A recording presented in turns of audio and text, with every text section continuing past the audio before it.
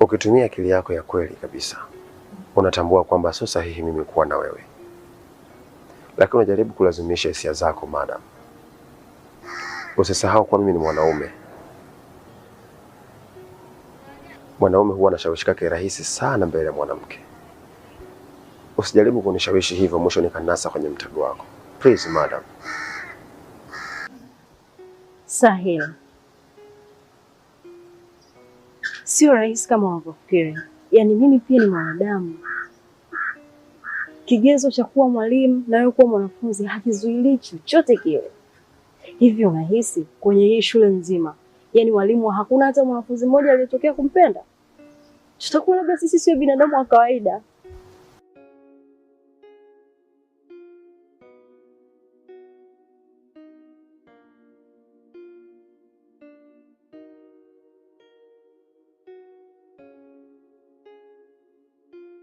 Sahil, kwa hiyo muda huu wenzako hapo darasani, wewe upo huku nyuma unafanya nini?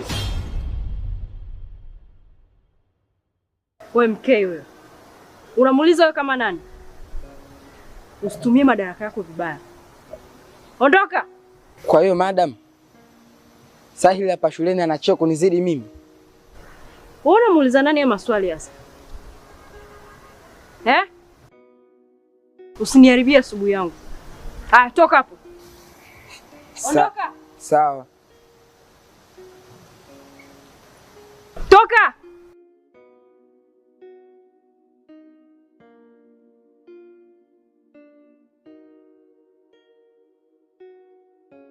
Madam, mimi nimekuelewa vizuri sana. Naomba uifanye siku ya leo kuwa siku ya furaha sana kwa upande wako.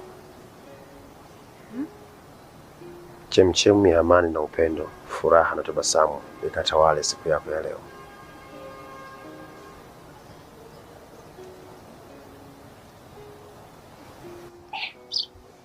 Sahil, unanichanganya.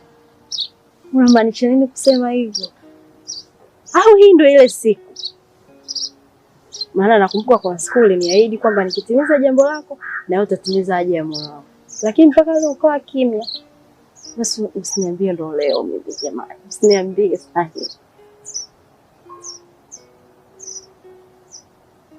Nakusikiliza, niambie basi. Umependeza sana leo madam. You are perfect girl.